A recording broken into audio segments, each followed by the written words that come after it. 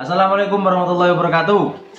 Selamat datang di MMC 85 Channel. Masih bersama dengan saya Muhammad Masun, dosen ilmu politik FISIP UIN Wali Songo Semarang. Pada episode kali ini saya akan membahas tentang bagaimana menulis proposal skripsi dan proposal tesis yang ciamik, yang bagus, agar Anda tidak ditolak dan Anda lulus di dalam ujian proposal. Tapi sebelum dilanjutkan pembahasannya, jangan lupa untuk subscribe, like, dan tekan tombol loncengnya agar Anda mendapatkan video-video terbaru dari saya. Oke teman-teman sekalian, apa yang harus kita ketahui dulu ya, sebelum kita membahas tentang bagaimana menulis proposal skripsi maupun tesis yang bagus, yang ciamik, yang tidak ditolak gitu saat ujian gitu. Yang perlu kita ketahui pertama kali adalah komponen-komponen proposal penelitian, apa saja itu. Hampir sama saya kira, mau proposal penelitian skripsi, proposal penelitian tesis, atau proposal penelitian untuk dosen. Ya, pertama terdiri dari latar belakang, kemudian pertanyaan penelitian, tujuan penelitian, manfaat penelitian, terus literatur review atau kajian terdahulu yang sudah dilakukan oleh para sarjana. Kemudian yang nomor 6 tentang kerangka teori yang akan dipakai. Nah, yang nomor 7 tentang metode penelitian, apa yang akan kita pakai. Nah, dalam 8 sistematika pembahasan. Yang terakhir daftar pustaka, sama. Jadi kita harus mencantumkan bacaan-bacaan apa yang kita sudah gunakan. Bisa mulai dari buku, dari jurnal, baik jurnal nasional maupun jurnal internasional, ya, ada banyak artikel bersebaran tentang apa yang akan Anda kaji, ataupun dari sumber koran, baik koran cetak maupun tulis. Itu hindari penggunaan blog atau Wikipedia gitu. Oke teman-teman sekalian, kita akan kupas mulai dari latar belakang. Apa yang perlu ditulis di latar belakang? Latar belakang itu intinya membahas atau menarasikan soal masalah penelitian. Apa yang membuat kegelisahan teman-teman sehingga bisa ditulis. Apa yang membuat kegelisahan teman-teman sehingga harus diteliti, diriset, termasuk mencakup signifikansi penelitian. Ya. Jadi membuat latar belakang ini sangat penting, sebagus mungkin sehingga pembaca itu tertarik di saat melihat proposal Anda.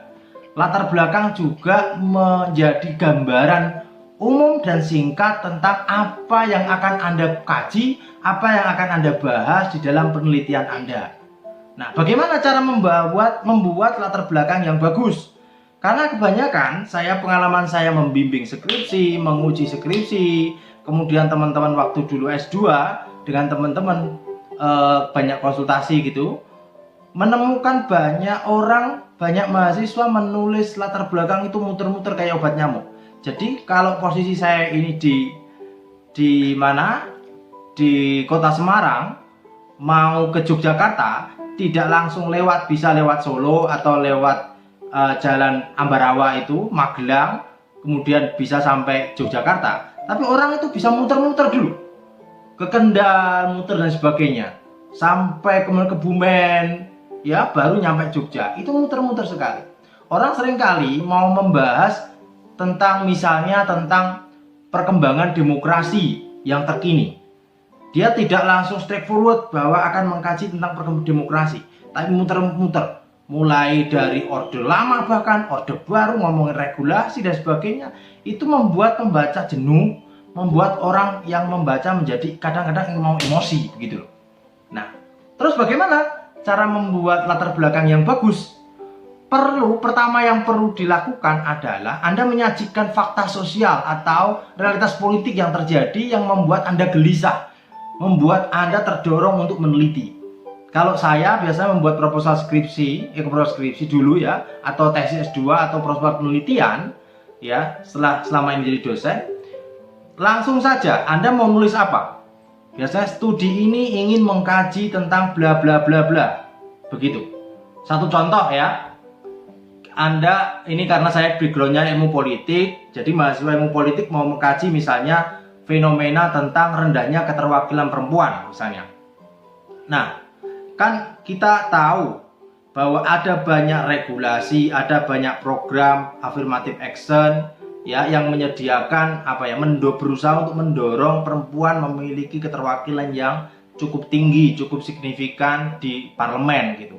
Mulai sampai kewajiban regulasi yang mengatur ya tentang pemilu, tentang partai politik yang menekankan kuota 30%, sampai syarat bahwa partai politik itu harus struktur organisasinya ada 30% perempuan, sampai pada daftar caleg ya, yang di daftar caleg itu harus ada 30% perempuan ya. Bahkan yang terakhir KPU bikin regulasi kalau partai politik tidak mencantumkan 30% perempuan di daftar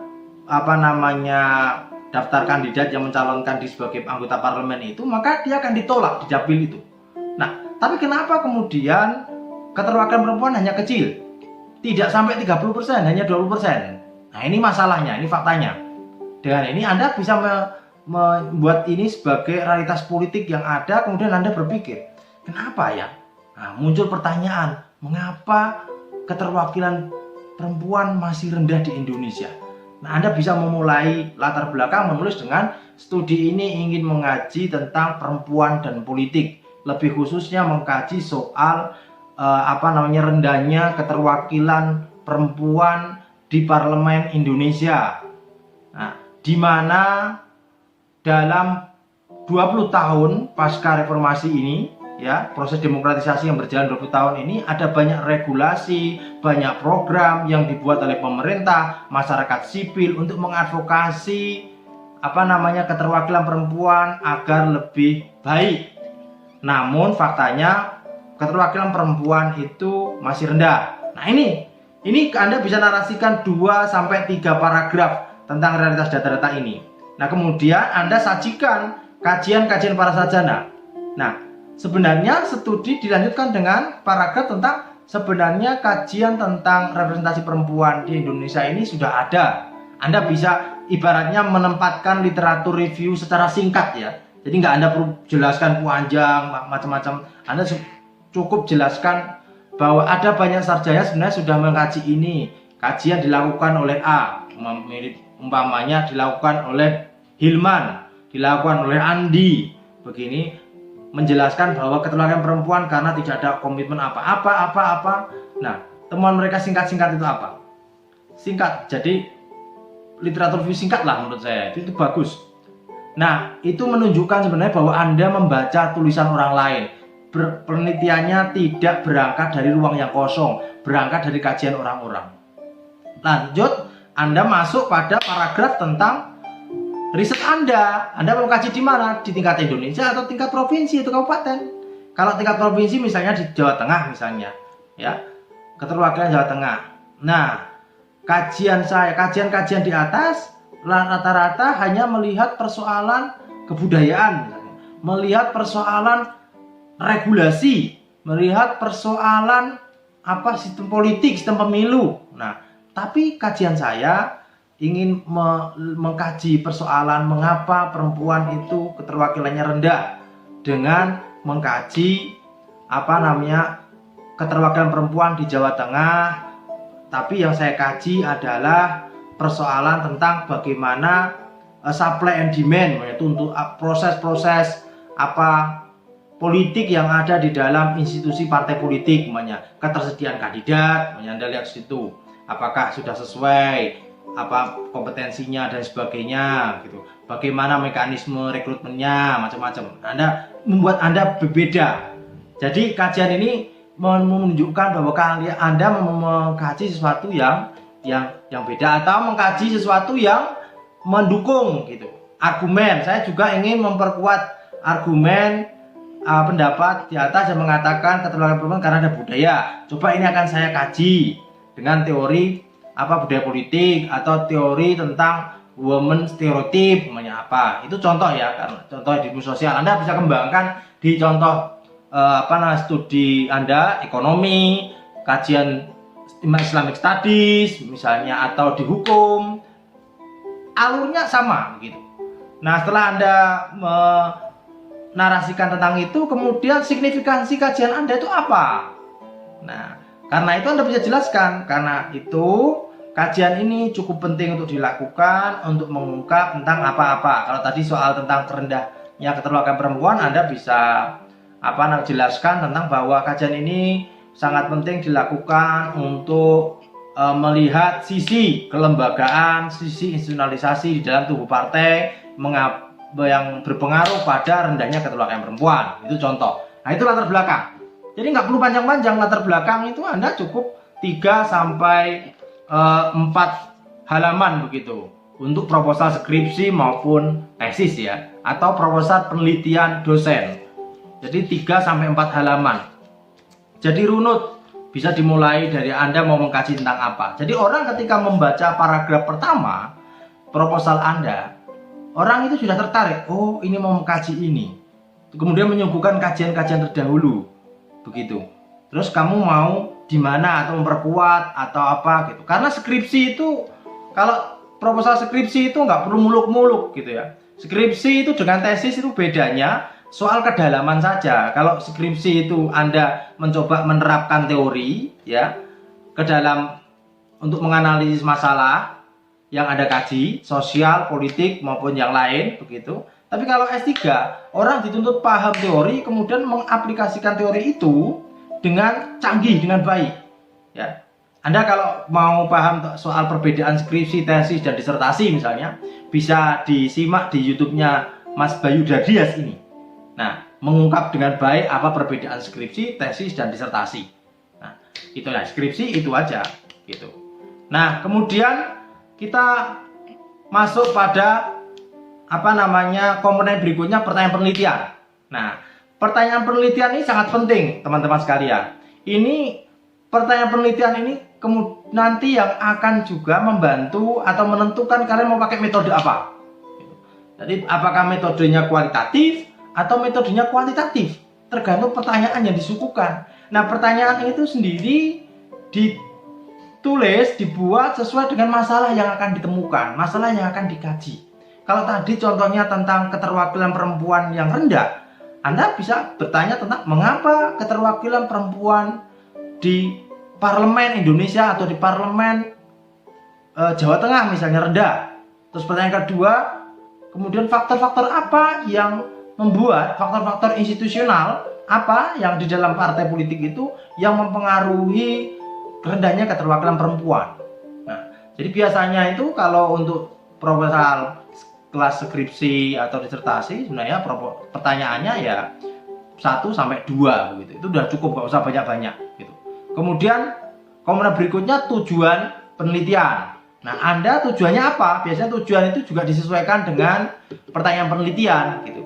Tujuannya apa? Untuk mengungkap akar masalah dari rendahnya keterwakilan perempuan. Untuk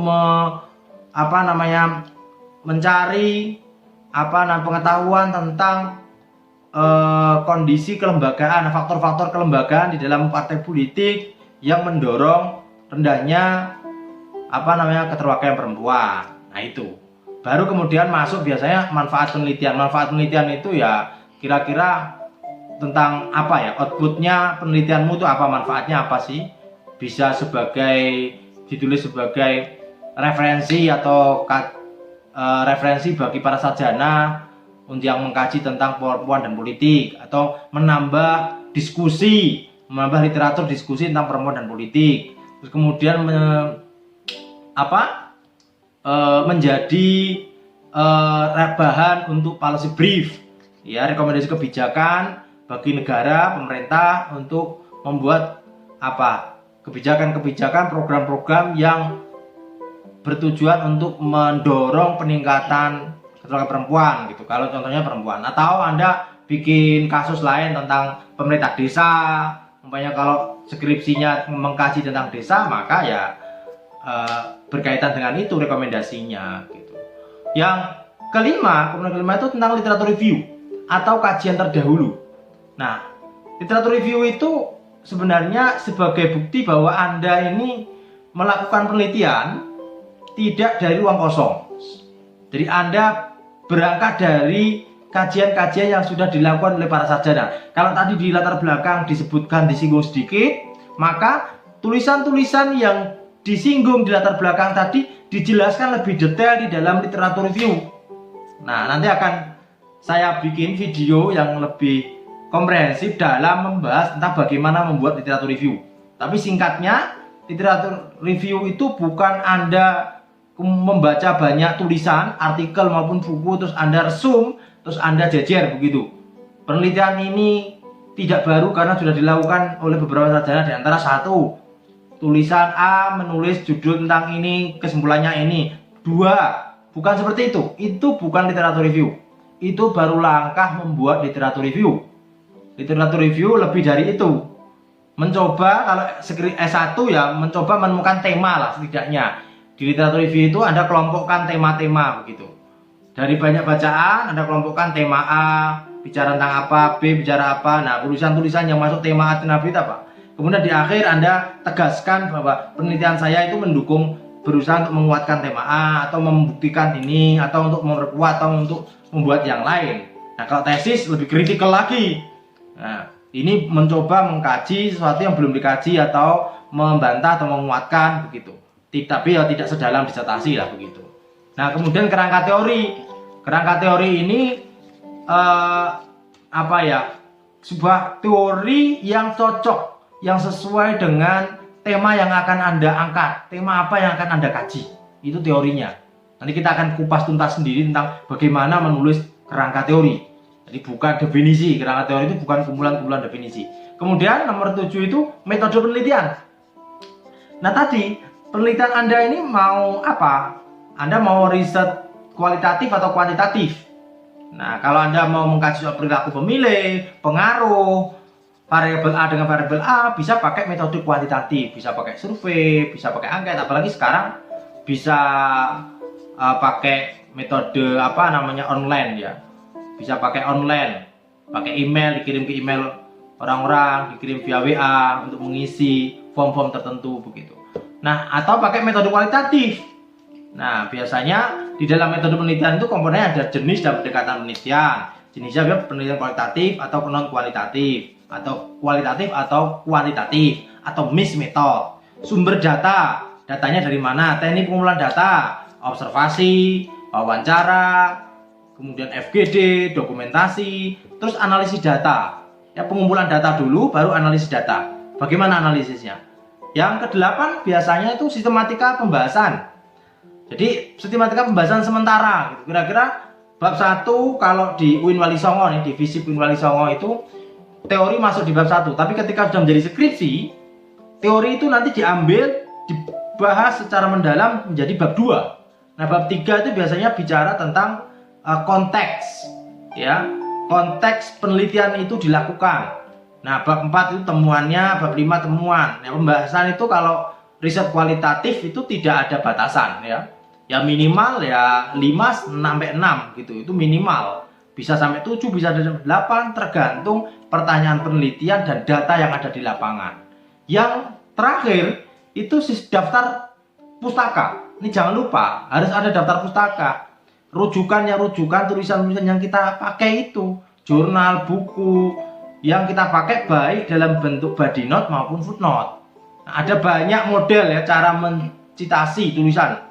Ya, ada puluhan, ratusan mungkin. Tapi yang populer itu biasanya pakai Harvard style, pakai apa gitu, IPA gitu, atau Chicago style gitu. Semua itu rata-rata body note. Sekarang itu orang menulis proposal penelitian atau karya ilmiah itu rata-rata pakai body note gitu.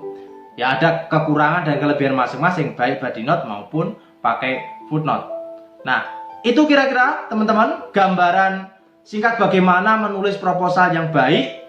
Anda bisa cantumkan komen Anda untuk nanti akan saya bahas lebih lanjut. Kalau ada pertanyaan-pertanyaan yang lebih mendalam di dalam video-video saya yang akan datang. Saya kira itu. Terima kasih. Wassalamualaikum warahmatullahi wabarakatuh.